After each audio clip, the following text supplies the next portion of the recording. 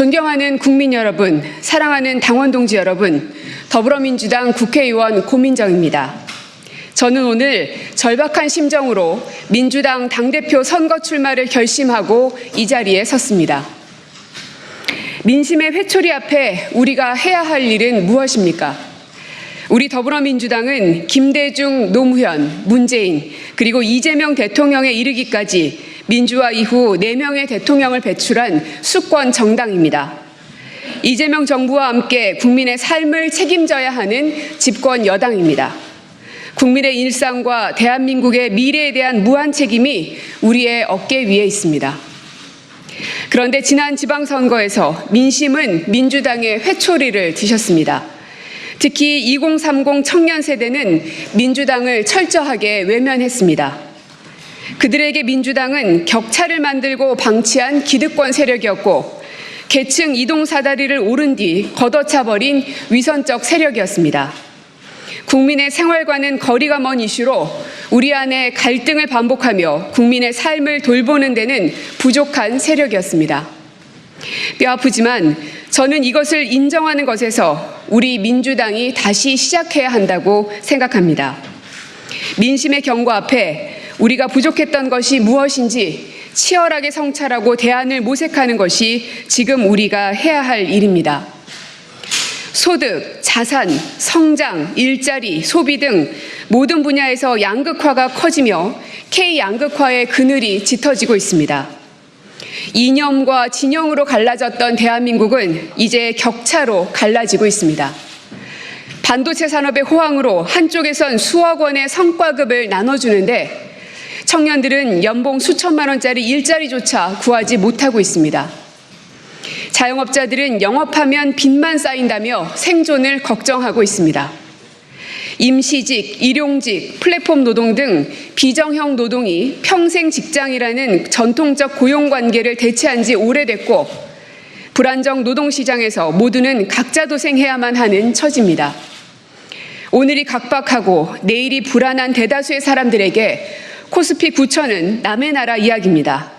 박탈감과 절망만 키우는 소식입니다.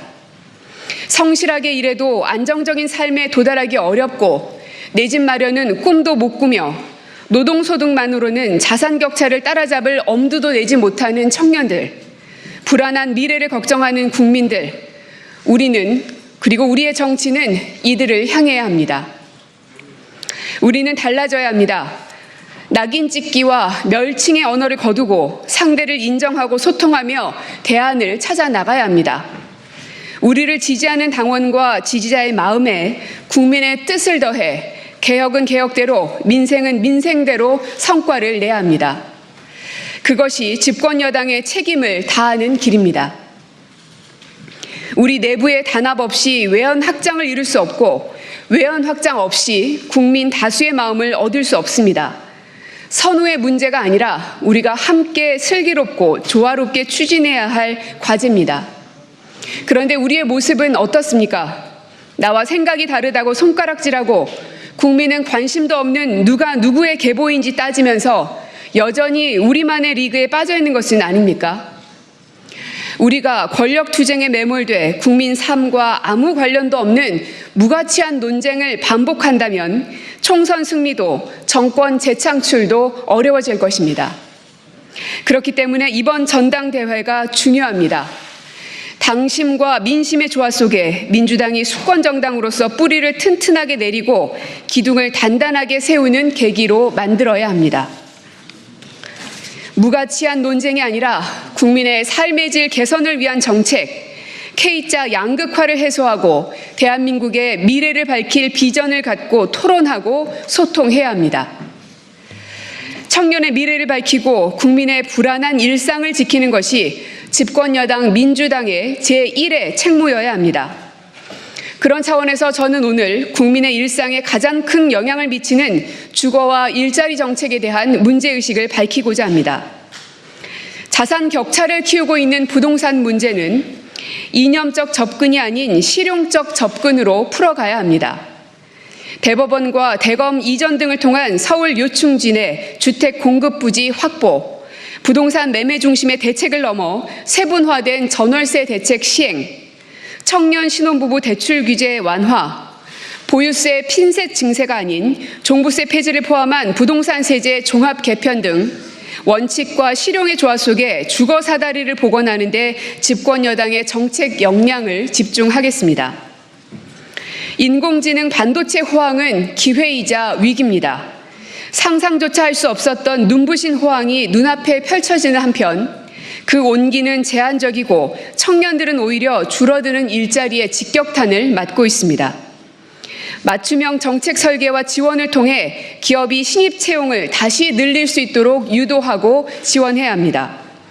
반도체 호황에 따른 초과 세수는 청년과 미래 투자에 집중해야 합니다.